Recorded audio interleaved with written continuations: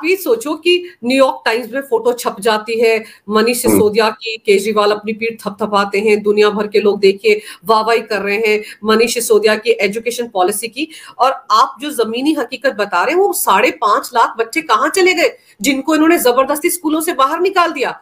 और अभी जो एक आंकड़ा मैं आप ही की खबर का बता रही हूँ कि 2,75,000 के आसपास बच्चे हैं जिनको पैसा नहीं मिला किताबों के लिए, यूनिफॉर्म के लिए, स्टेशनरी के लिए, और पिछले 3-4 साल से सब कुछ चला आ रहा है। हाँ बिल्कुल, ये बड़ा इंटरेस्टिंग है। ये बड़ा इंटरेस्टिंग है कि एक केस तो ये है, एक केस अभी जिसके ऊपर भी फैसला देंगे वो एक केस उसको ले लेते हैं। उसमें हमने ये देखा कि इनके ऑफिशियल रिकॉर्ड से ही देखा कि लाखों की तादाद में एमसीडी के अंदर और लाखों की तादाद में दिल्ली सरकार के बच्चों के अकाउंट्स ही नहीं खुले हुए हैं। जो लेटेस्ट हम देख रहे हैं कोई 2.5 लाख बच्चे पिछले साल 2.5 लाख बच्चों को राइटिंग मटेरियल वगैरह, ये 2023 और 24 की बात है। इवन 22-23 में भी गड़बड़ हुई है, लेकिन 23-24 में खासकर गड़बड़ हुई है। वो क्योंकि अकाउंट नहीं खोले तो वो पैसा नहीं गया। और 22-23 के अंदर कोई 5 लाख बच्चों को यूनिफॉर्म के पैसे मिलने थे, वो भी नहीं मिले क्योंकि वो स्टैंडिंग कमेटी का चक्कर था। मतलब पिछले साल भी स्टैंडिंग कमेटी का बहाना लगा के इन्होंने 5 लाख बच्चों को एमसीडी के जो है यूनिफॉर्म के पैसे नहीं दिए। और अभी इंटरेस्टिंग ये था कि 24-25 के अंदर हम एमसीडी की बात कर रहे हैं, अभी कोई 7.5 लाख बच्चे हैं इनके पास, जो फिगर अभी लेटेस्ट इनके रिकॉर्ड से दिखी है। 7.5 लाख बच्चों में से एक भी बच्चे के पास ना किताब है, किताब दी है इन्होंने, आज कितनी 27 तारीख हो गई है, ना किताब दी है, ना कॉपी पेंसिल दी है, ना राइटिंग मटेरियल दिया है। और अब एमसीडी ये स्टैंड ले रहा है क्योंकि स्टैंडिंग कमेटी अकाउंट पास करेगी, पैसे पास करेगी, तो वो तब हमें पैसे मिलेंगे, तब हम दे पाएंगे। और दूसरा ये कि स्टैंडिंग कमेटी जो है वो उनका वकील बोलता है कि स्टैंडिंग कमेटी जो है वो इसलिए नहीं बन सकती है क्योंकि जो मुख्यमंत्री हैं अरविंद केजरीवाल जी वो जेल में है और उनके बगैर ये स्टैंडिंग कमेटी बन नहीं सकती है, इसलिए ये कुछ भी नहीं हो सकता। तो ये तो ऐसे हो गया जैसे कि वो जेल में जाकर भी, मतलब जेल से बाहर जब थे तब भी वो नुकसान करते थे जनता का, जेल में जाकर भी जो है उन्होंने पूरा गवर्नमेंट का सिस्टम पैरालाइज कर दिया है, पैरालाइज ही कर दिया। जब आप कुछ कर ही नहीं सकते तो फंक्शन ही कर दिया। तो ये बहुत ही खतरनाक मतलब पहलू है। तो अभी जो है ना हाई कोर्ट के जज ने इसीलिए इनसे बहुत नाराजगी दिखाई है कि मतलब मुझे जो बच्चे हैं, मतलब अब आप देखिए ना दिल्ली सरकार के बच्चे अगर हम ले पहली क्लास से 8वीं तक, तो 8वीं तक वो 10 लाख है, ये 7 लाख है करीबन, है 7.5 लाख, 8 लाख ही संभाल लेते हैं इनको। तो 10 लाख वो और 8 लाख वो, 18 लाख बच्चों के पास आज की तारीख में 2024-25 के इस सेशन में कोई किताब नहीं है और अभी कोई उम्मीद भी नहीं है। और जब पीछे दिल्ली सरकार को डांटा इन्होंने पीछे, तो उन्होंने कॉपी पेंसिलें बच्चों को दे दी अभी, लेकिन एमसीडी तो कह रहे हम दे ही नहीं सकते क्योंकि हमारे पास तो सैंक्शन ही नहीं है, और सैंक्शन जो होगी वो स्टैंडिंग कमेटी से होगी, स्टैंडिंग कमेटी बनी नहीं है। और स्टैंडिंग कमेटी इसलिए नहीं बन पाएगी क्योंकि हमारे जो मुख्यमंत्री जी हैं वो अंदर है, तो हम किसी को डेलीगेशन भी नहीं कर सकते पावर को, तो हो गया काम खत्म। तो बच्चों को क्या होगा सर? इतने सारे बच्चे, जब किताबें नहीं है उनके पास सर, कॉपी पेंसिल नहीं है, तो वो क्या लिखा पढ़त करेंगे? कुछ भी नहीं, खाली मैं जाता हूँ ना स्कूल में, देख के आया ना, खाली बैठे हुए हैं बच्चे, खाली बच्चे बैठे हुए हैं एकदम। और ये वर्ल्ड क्लास स्कूल का हाल है, वर्ल्ड क्लास स्कूल।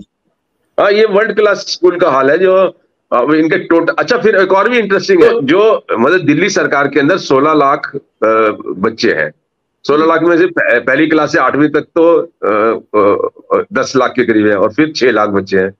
तो 8 लाख बच्चों को आज की तारीख में किताबें नहीं मिली, नंबर 1। और दूसरा ये कि जो 6 लाख 9वीं से 12वीं तक बच्चे हैं, उनको जो 3,000 रुपए मिलने चाहिए थे वो भी अभी तक नहीं गए हैं उनके अकाउंट में। तो बहुत सारे बच्चे जो 9 से 12 रहे हैं वो भी अपनी किताबें और दूसरी चीजें नहीं खरीद पा रहे हैं। और इनकी प्रैक्टिस ऐसी है कि लगभग जो है जब लास्ट का सेशन खत्म होने लगता है तब वो 3,000 रुपए जाते हैं वहां पर। उस वक्त किस काम की किताबें तो अब खरीदनी है उनको, सेशन तो अब शुरू हो रहे हैं सर। पहले दिन मिलना चाहिए। आप देखो ना ये बच्चे हैं, प्राइवेट स्कूल में आपको पता है जैसे रिजल्ट निकलता है उसी दिन वो अपना पैकेट किताबों का लेके घर चले जाते हैं बच्चे। खरीद के, और यहाँ उसको आज तक जो है उसको किताबें ही नहीं है उसके यहाँ। तो मतलब बहुत ज्यादा ये जो क्रूअलिटी है, मतलब उनका जो फंडामेंटल राइट हम बोलते हैं, right to education, fundamental right, और फंडामेंटल राइट का मतलब होता है कि जो नॉन कॉम्प्रोमाइजिंग होता है। इन्होंने तो बच्चों के राइट्स को ही कॉम्प्रोमाइज कर दिया। और जज साहब ने कहा कि जब उन्होंने कहा कि आपने पूरे साल 2.5 लाख बच्चों को जो है कोई पैसा नहीं भेजा, वो किताबें नहीं खरीद सके, तो आपने प्रमोट कैसे कर दिया उनको? इसका मतलब कोई पढ़ाई तो हुई नहीं आपके यहाँ, फिर आपने प्रमोट कैसे कर दिया? ये बात सेक्रेटरी से भी कहा, मतलब दिल्ली गवर्नमेंट के स्कूलों के लिए भी बोला और एमसीडी वालों को भी बोला कि भाई आप लोग प्रमोट कैसे कर देते हैं जब पढ़ाई नहीं होती? तो एक मजाकिया हो गया ना ये। और इसीलिए आज की तारीख में भी ऐसे हैं कि 8वीं 9वीं के बच्चे जो है ना, बहुत सारे अपना नाम भी नहीं लिख सकते, आज भी है, पहले तो आम ही था, अभी भी है ऐसा। तो ये बड़ी एक शर्मनाक मतलब कहानी है। और एक और बड़ा इंटरेस्टिंग केस है जो मतलब ये एक केस नहीं है जो जज साहब गुस्सा कर रहे हैं, ये 3-4 केसेस हैं जिसकी वजह से जज साहब को गुस्सा आ रहा है और सरकार बिल्कुल ठप, मतलब कान बंद करके बैठी हुई है, बिल्कुल इनसेंसिटिव एटीट्यूड है सरकार का। जैसे अब ये एक और केस है, और वो तो सीरियस है, वो भी बहुत सीरियस केस है। वो क्या केस है कि जो नॉर्थ ईस्ट है, नॉर्थ ईस्ट के स्कूलों के अंदर पिछले 3 साल से लगातार अधिकतर स्कूलों के अंदर या तो 2 घंटे की पढ़ाई होती है या अल्टरनेट डेज बच्चों को बुलाया जाता है। ये दिल्ली के उत्तर पूर्वी के जो स्कूल है वहां पर ये हाल है। हाँ, दिल्ली सरकार के स्कूल की बात बता रहा हूं ना, जो बहुत ही सीरियस है। तो उसमें तो मैंने कोई 2 साल पहले केस डाला था हाई कोर्ट के अंदर, तो 1.5-2 साल तो इन्होंने जवाब ही नहीं दिया कोर्ट के अंदर, डेटें लगती रही और ये सिलसिला चलता रहा, एज इट इज चलता रहा। अभी जब मतलब मैं विजिट्स करके आया हूं, कोर्ट ने कहा आप विजिट करो और सेक्रेटरी को भी कहा विजिट करो, और मैंने फिर कोर्ट को दिखाया कि देखिए ये एक एक क्लासरूम में 104 बच्चे हैं, 2-2 सेक्शन बैठे हुए हैं, 2-2 टीचर एक एक क्लासरूम में बैठे हुए हैं, स्पेस है नहीं। और इसी वजह से बच्चों को जो है ये मतलब आधे बच्चे जो है वो इतने ज्यादा है कि वो उनका इन्होंने इस तरीके से ऑफिशियल सिस्टम, मतलब ये भी नहीं, नॉन ऑफिशियल, डायरेक्टर से परमिशन लेकर उन्होंने इन बच्चों के लिए कि आप 2 घंटे आएंगे, मतलब जैसे एक मॉर्निंग शिफ्ट है, मॉर्निंग शिफ्ट में 5-6 घंटे होते हैं, तो 2.5 घंटे 9 पड़ेगी और 2.5 घंटे 11 पड़ेगी सुबह, तो आधे दिन या फिर वो अल्टरनेट डेज, एक दिन वो आ जाएंगे सारे, एक दिन वो आ जाएंगे। तो ये सिलसिला लगातार चल रहा था और मैं 2.5 साल से पीछे से शोर मचा रहा हूँ। बच्चों ने मेरे को चिट्ठी लिखी थी, मैं गया जाके भी मिला था और बच्चों ने मुझे लेटर भी लिखा कि सर हमारी 2 घंटे क्लास लगती है। ये सारे स्कूल हैं, ये खजूरी खास का स्कूल था, सोनिया विहार का स्कूल था, टिकमपुर स्कूल था, यमुना विहार स्कूल था, ये सारे स्कूल में ऐसे ही प्रैक्टिस चल रही थी। कितनी देर करती है सर, सोचो डायरेक्टर से परमिशन लेकर, ये किसी दूर दराज के स्कूल की बात नहीं कर रहे हैं हम लोग, दिल्ली, राजधानी दिल्ली, जहां पर आम आदमी पार्टी की सरकार है, जो बड़ा ढिंडोरा पीटते हैं कि वर्ल्ड क्लास स्कूल बनाए हैं उन्होंने, उनके स्कूलों का ये हाल है कि आप देखिए ऑल्टरनेट डेज पे बच्चों को बुलाया जा रहा था पढ़ाई के लिए। बताइए, ये ऑफिशियल है, एडमिशन है, ये इनका एडमिशन है कोर्ट के अंदर, और इसमें डायरेक्टर से अप्रूवल ली हुई है प्रिंसिपल्स ने कि साहब हम क्या करें, हम तो उन्होंने कहा चलाओ 2 घंटे चलाओ। तो सारा अब और मैं 2-2.5 महीने से 2-2.5 साल से लगातार पूरा शोर मचाया जा रहा हूं। जैसे शुरू में जब बच्चों को 1,30,000 निकाले तो शोर मचाया, लेकिन इतना ज्यादा मतलब इंटरेस्टिंग एटमोसफियर है कि आपकी आवाज कहीं सुनता ही नहीं कोई, मतलब कहीं असर ही नहीं हो रहा। वो उस एडवर्टाइजमेंट के अंदर छुप गई कहीं, जो एडवर्टाइजमेंट ये कहता है कि सब कुछ बहुत ही अच्छा है, वर्ल्ड क्लास है। बड़ा इंटरेस्टिंग है ये, मतलब मैं समझने की कोशिश कर रहा हूँ कि एक सच्चाई को किस तरीके से जो है वो मतलब इसकी वैल्यू भी खत्म हो जाती है सच्चाई की, और जो मतलब झूठ है वो किस तरीके से उसके ऊपर छाया रहता है कि सब कुछ अच्छा है।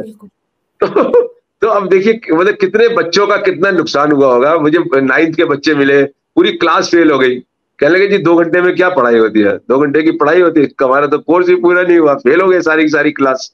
और फिर जो फेल हो जाए उसको स्कूल से निकाल दो आप, किस तरीके की निकम्मे किस्म की जो है पढ़ाई आप करा रहे हैं, क्या करा रहे हैं पढ़ाई।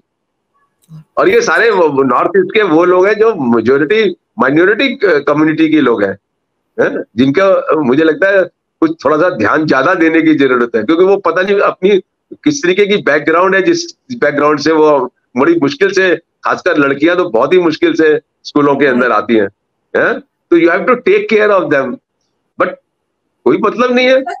सर पर ताज्जुब की बात ये है कि चलिए केजरीवाल तो अभी 21 मार्च को गए हैं, ईडी ने गिरफ्तार किया है, उससे पहले तो आजाद थे, बाहर घूम रहे थे।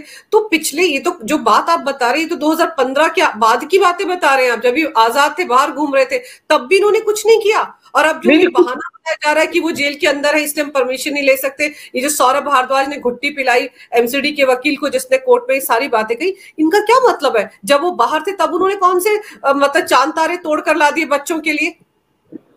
नहीं, इनका शुरू से ही ना, मेरे कोई लड़ाई नहीं है। मैं अच्छी चीज होती है तो हमेशा किसी के साथ, किसी की भी मैं तारीफ करता हूँ, और मुझे आज भी इन लोगों से कोई पर्सनल लड़ाई दूर दूर तक भी नहीं है? लेकिन जो बच्चों के साथ अन्याय हो रहा है, वो तो अन्याय तो नहीं सहन होगा ना, वो तो उसको तो आपको उठाना पड़ेगा। अभी एक और केस था, अभी चल रहे हैं सारे, और शायद ये मेरे ख्याल से ऑर्डर में भी रिफ्लेक्ट करेंगे। एक केस बड़ा इंटरेस्टिंग था, 6 स्कूल बिल्डिंग है जो पिछले 4-5 साल से तैयार खड़ी है, उसमें कुछ पैसे का लेन देन का चक्कर हो गया। गवर्नमेंट को, पीडब्ल्यूडी को 16 करोड़ रुपया देना था पेमेंट, जो पैसा इन्होंने दिया नहीं, और उसकी वजह से वो बिल्डिंग इनकम्प्लीट रह गई, या तो ठेकेदार भाग गया बीच में, और अगर थोड़ा कंप्लीट भी थी तो वो बिल्डिंग हैंड ओवर नहीं हुई। तो और उन स्कूलों को मैं आपको बताऊं, उन स्कूलों में मैंने मुकंदपुर का एक स्कूल है जिसकी एक बिल्डिंग पिछले 4 साल से बनी हुई है, लेकिन मुकंदपुर के बच्चों को नहीं मिली क्योंकि इनकम्प्लीट है वो। उसमें जो बिजली का काम, ये काम, बहुत सारे काम अटके हुए हैं। तो उस स्कूल में जब मैं विजिट करने गया, आप देखो सुबह के मॉर्निंग में लड़कियां 4000 के करीब है, 4+, दोपहर के अंदर भी 4+ है। उसकी जो स्कूल की बिल्डिंग जिसमें एग्जिस्ट करती है वो, उसमें 2-2.5 हजार से बच्चे ज्यादा बैठ ही नहीं सकते। तो उससे क्या होता था कि 50% बच्चे स्कूल ही नहीं आते थे, और ये सिलसिला काफी सालों से चला आ रहा है। कोई बॉदर कौन कर रहा है? मतलब आधे बच्चे स्कूल ही नहीं आ रहे। और अभी भी एक और फिगर मैंने देखी है, दिल्ली सरकार के या एमसीडी स्कूल में रोजाना 30% बच्चे आते ही नहीं है रेगुलर। सर वो आएंगे भी तो कहां बैठेंगे, जगह ही नहीं, जैसे आप बता रहे हैं। आएंगे तो वो बैठेंगे नहीं, वो दूसरी प्रॉब्लम है, लेकिन वो बच्चे एब्सेंट हैं, उसको आप कैसे एड्रेस कर रहे हैं? तो अभी उसके अंदर क्या हुआ, वो उस केस के अंदर जो बिल्डिंगों वाली है वो बड़ा इंटरेस्टिंग हुआ। उसमें ये हुआ कि उसमें कैबिनेट ने डिसीजन लेना था मनी का, कि ये 16 करोड़ रुपए जो है वो पीडब्ल्यूडी को दिए जाए। ये कैबिनेट के डिसीजन की जरूरत है अकॉर्डिंग टू जो प्रोसीजर होता है। तो हाईकोर्ट ने क्या करा, हाईकोर्ट ने ये ऑर्डर किया चीफ सेक्रेटरी को कि प्लीज ये जो फाइल है वो आप मुख्यमंत्री के सामने रखिए, कि जिससे कि वो कैबिनेट की मीटिंग करके इसको करें।